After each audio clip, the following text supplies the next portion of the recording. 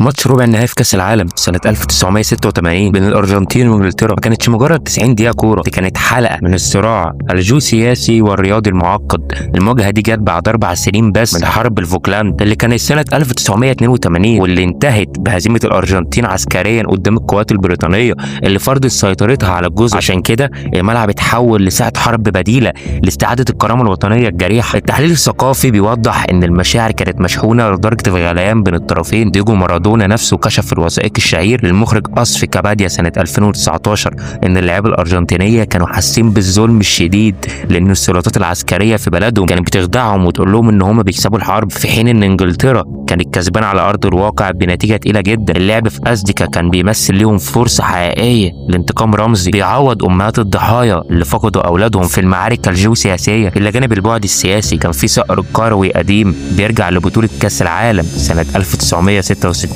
لما خرجت الأرجنتين قدام إنجلترا في ربع النهائي بعد طرد كابتن الفريق الأرجنتيني تونيو راتن بقرار من حكم ألماني. وحس الأرجنتين وقتها إن الدول الأوروبية تأمرت عليهم في ملعب ويمبلي. والمفارقة التاريخية الغريبة إن مارادونا قبل ما يتحول للعدو الأول للإعلام البريطاني بأسابيع قليلة ظهر في مايو 1986 على ملعب وايت هارت لين في لندن ولعب ماتش اعتزال النجم أوزي أردلس بقميص توتنهام وهو لابس جزمة مستعارة. المشهد ده بيعكس ازاي العلاقات الرياضية كانت معقدة ومتأرجحة بين التقدير الكروي الفني والأداء القومي الشرس اللي اتفجر بالكامل في المكسيك. ونيجي هنا لتشريح الهدفين. في الدقيقة 51 من الماتش وبنتيجة تعادل سلبي انطلق مارادونا وخرج الكرة لزميله خورخي فالادانو. الكرة اتقطعت من المدافع الإنجليزي ستيف فوديك اللي حاول يشتتها لكنه رجعها بالغلط لورا باتجاه منطقة الجزاء. التمريرة العشوائية دي ألغت حالة التسلل تماما لأن الكرة جاية من الخصم، وده تفصيل تكتيكي وقانوني سمح لمارادونا إنه يجري بأقصى سرعة باتجاه الكرة عشان يقابل الحارس الإنجليزي بيتر شيلتون. التحليل الفيزيائي للموقف بيكشف ان فجوه كبيره في الطول. مارادونا طوله 165 متر بس وشيلتون طوله 188 متر وبيتمتع بافضليه استخدام ايده كحارس مرمى.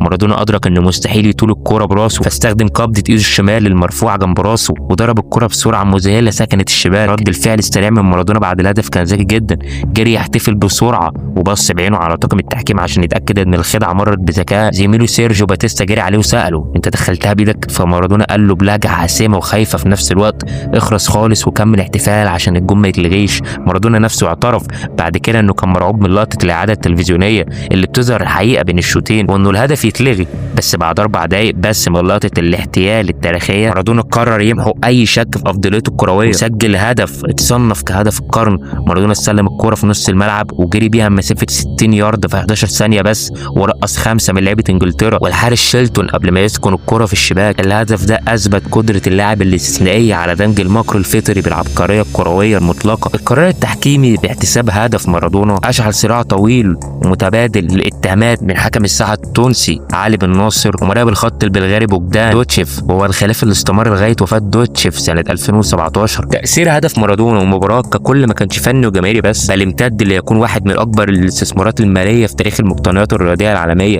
التحول المالي ده بيبرز ازاي الحادثه اللي كانت بتعتبر غش كروي غير قانوني تحولت لثروات ملايين الدولارات بمرور السنين. المدافع الانجليزي ستيف فوديك اللي تسبب في التمريره العشوائيه اللي جه منها هدف وان هو بعد الماتش هو ومارادونا تبادلوا القمصان وفي الممر المؤدي لغرف اللبس فوديك ما قالش لزمايله خالص ان هو بدل القمصان مع مارادونا لان زمايله وقتها كانوا في حاله غضب من الخروج الظالم. والقميص ده فضل معروض في المتحف الوطني لكره القدم في انجلترا لعقود لغايه ما تقدم للمزاد في مايو 2022. ونيجي هنا الرد فعل الصحافه العالميه والمحليه. الارجنتين استقبلت الجماهير والاعلام الهدف بترحيب حار جدا وارتبطت الحادثه بمفهوم ارجنتيني متجذر في هويتهم الشعبيه يسمى بفيفزا كاريولا وتعني مكر او دهاء. المفهوم ده بيعبر عن القدره على التغلب على الصعاب وتحقيق الانتصارات من خلال الالتفاف على القوانين وبيعتبر وسيله بقاء مجتمعيه في بلد واجه ازمات اقتصاديه متتاليه. الكاتب الارجنتيني الشهير خورخي لويس لخص الفكره دي سنه 1971 لما قال ان الارجنتيني ما بيشعرش بذنب اخلاقي تجاه كسر القواعد لان وصمه بالغباء او السذاجه بيلومه اكتر بكتير من وصمه بعدم الامان. مارادونا كرر الفكره دي ليه في مناسبات تانية بربطه المستمر للحدث بالدين والهوية القومية. في تصريح شهير ليه شبه تأثير الحدث بأحداث وطنية كبرى قائلا: الكل في الأرجنتين فاكرين هدف يد الله، والآن يد الله جلبت لنا يا بابا أرجنتيني للفاتيكان. الموقف ده بيوضح ازاي الحادثة ما كانتش مجرد غش رياضي عابر في عيون الأرجنتينيين، بل لمسة إلهية للثأر والعدالة التاريخية. وصلت الصحافة البريطانية مهاجمة مارادونا حتى بعد وفاته. الكاتب مارك إيروين في صحيفة ذا صن وصف مارادونا بأنه عبقرية كروية لا غبار عليها، إنه عاش ومات وهو محتال وبيفتقر للروح الرياضية. الحارس بيتر شيلتون صرح لصحيفة ديلي ميل بأنه يرفض تماما مسامحة مارادونا لأنه ما امتلكش الشجاعة الكافية للاعتذار عن فعلاته، واكتفى بالاختباء وراء جملته الشهيرة يد الله. وفي المقابل أظهر المهاجم الإنجليزي غاري لينكر مرونة أكبر قائلا إنه رغم شعوره بالخداع في ذلك الوقت إلا أنه سامح مارادونا تقديرا لعبقريته الكروية النادرة. بس كده دي كانت حلقتنا. ما تنساش اللايك والاشتراك عشان يوصلك كل جديد، وما تنساش برضه تدعي لنا في غزة وجميع الدول العربية ربنا ينصرهم. أشوفكم الفيديو الجاي. معكم زياد، سلام عليكم.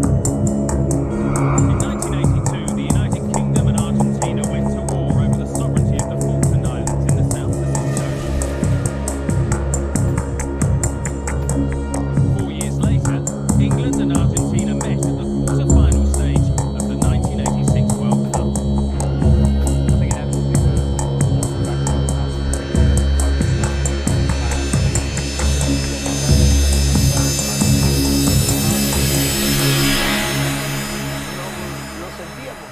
We didn't want revenge for the fallen soldiers. Nothing would have made up for any of the lives lost, even if we'd scored 7 against England.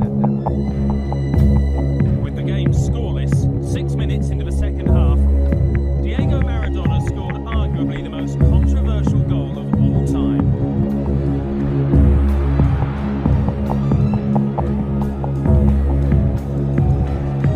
When I was on the bench that day, I thought he had it from where we were.